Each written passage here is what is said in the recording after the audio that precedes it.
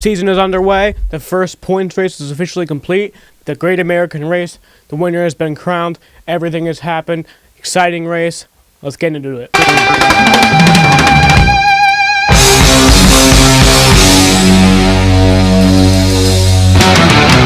Hey, what's up guys, it's Sam here. How are you guys doing today? We're doing a fantastic day today. We're going to be doing RaceInformer for Daytona.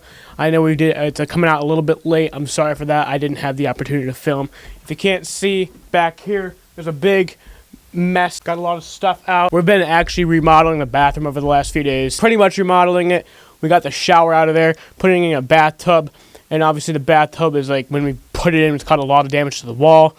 Not a really big deal. We were going to repaint the walls anyway. But yeah, it's a lot of stuff that's been happening over the last few days. And I wasn't able to film this yesterday or earlier today.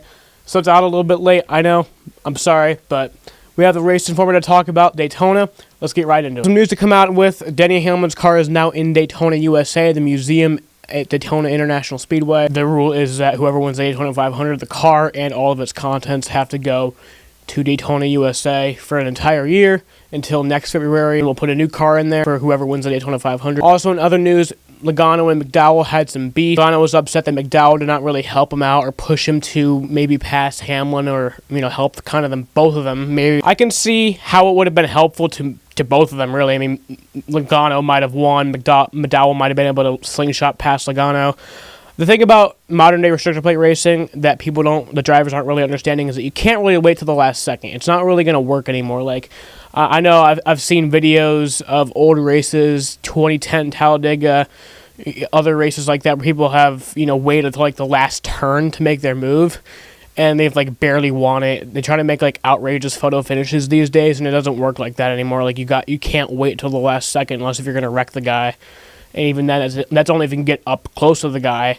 It doesn't really work like that anymore. I mean, Logano did it on Thursday night at the duel, but he made his move, on the entrance to the backstretch, and that ended up working out well. It doesn't really work, if you wait till, like, turn 3, like people have been, trying to do. It doesn't work like that. I mean, you got to do it, with a few laps to go or, like, early in the final lap. We'll try to wait till the last second. The restrictor plate package does not allow that to happen anymore, and it's unfortunate. I like that, but it doesn't work like that anymore. Race rundown. We had some excitement early. I mean, I know a lot of people were expecting the Daytona 500 to be a boring, freight train fest. It was going to be awful. I think a lot of people decided not to watch the race because, they saw what happened during speed weeks. Granted, the ratings did go up for this race. A lot of, it went up by 8%. That's the highest it's been, the first increase since 2015. I think that's a good, and 2015 was only because, that was not rain delayed at all.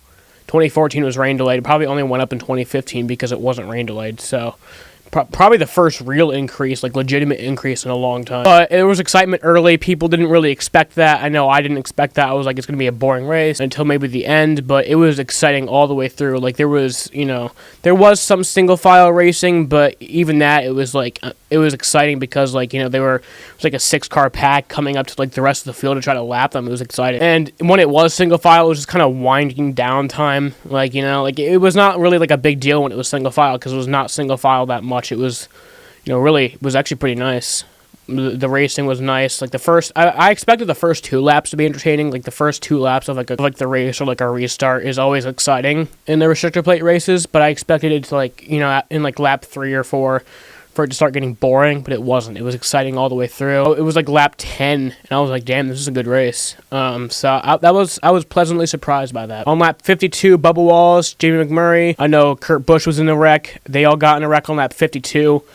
That pretty much caused Kurt Busch's day to be over. He was still in the race, but he finished in 25th place, 9 laps down, so it was pretty much just not really, his race was over after that. Kyle Busch would end up winning stage 1. In the second stage, we saw a 6-car pack lapping the entire field. It was really nice. It was really cool. There was a lot of pit stops that happened, and then the first 6 cars were still in a single file pack. That's what I was talking about. There was a little bit of single file racing, but it was nice when it happened. They were actually catching up to the back of another pack. There was 7th to 25th, I think, and they were actually catching up to them. And it was actually pretty cool to see. Like, I was actually impressed. I thought they were going to lap, like, the entire field beside, like, up to 7th place. And I was like, damn. Until a caution came out for Casey Mears and Parker Kligerman on lap 108. They both wrecked together in the entrance of turn 1. Brought out a caution, which brought out, like, a 10-lap shootout to the end of stage 2, where Ryan Blaney ended up winning the second stage. In the final stage, on lap 160, we saw Reddick, Stenhouse, Johnson, and other guys wreck as they went on the pit road.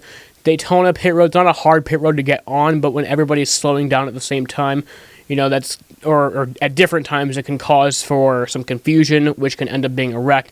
It happened in an Xfinity race in 2015 at Talladega. I remember that, where like 12 cars ended up wrecking because they were all trying to get on pit road and people were at different speeds, and it was like some people were faster than other guys. The main difficulty with getting on Daytona pit road, it's not like a pit road like Dover or Richmond where it's just like really freaking hard to get on that pit road.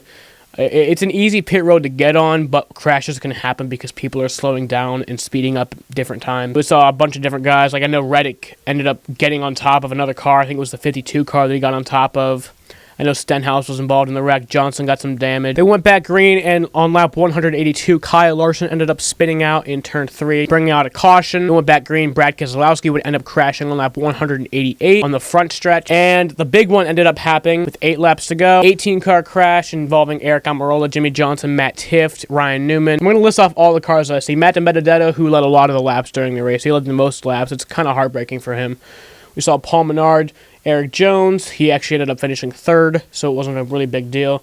Ryan Blaney, Matt Tifft, Daniel Suarez, Austin Dillon, Ryan Newman, Eric Almirola, David Reagan, Ricky Stenhouse Jr., Ryan Preece, Chris Buescher, Daniel Hemrick, Martin Truex Jr., Chase Elliott, Jimmy Johnson, William Byron, Ty Dillon, Joey Logano, and Kyle Larson all were involved in that crash. Not all of them were out of the race, but they were all involved in the crash.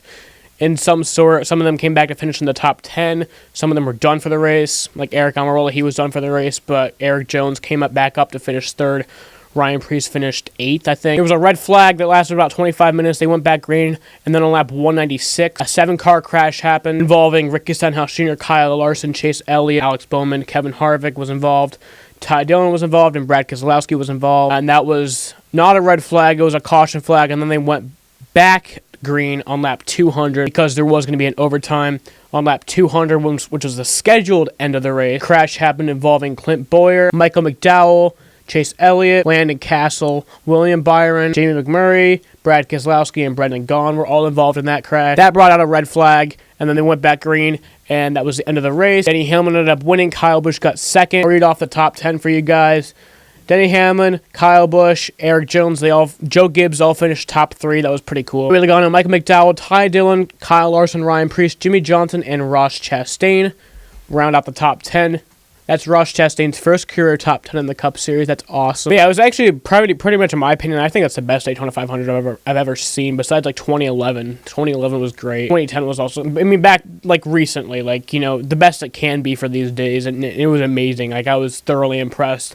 I think a big part of my being impressed with this race was that I expected it to be not good at all, and it was actually amazing. So I was impressed with the race. I was a little bit upset after the race ended. I ended up uploading that video. I tried to upload it on Sunday night, but it didn't let me upload. On Monday is when I actually ended up uploading it. My in-car video, like after my race, I did the rant. So it was a good race. I was a little upset after that, but then I got over it pretty quickly. Like, I went to sleep. I remember I went to sleep at like 8:30 that night because I was like upset after the race. I went to bed at like 8:30, but I woke up the next morning. I was feeling great. Unfortunate, Kyle Busch could not pull off the win, but it was great anyway. I'll rate the race 10 out of 10. Would watch again. If you guys like this video, leave a like on it. If you dislike this video, leave a dislike and a hate comment telling me exactly what I did wrong. Be sure to subscribe to notifications, and as always, goodbye, kitty cats.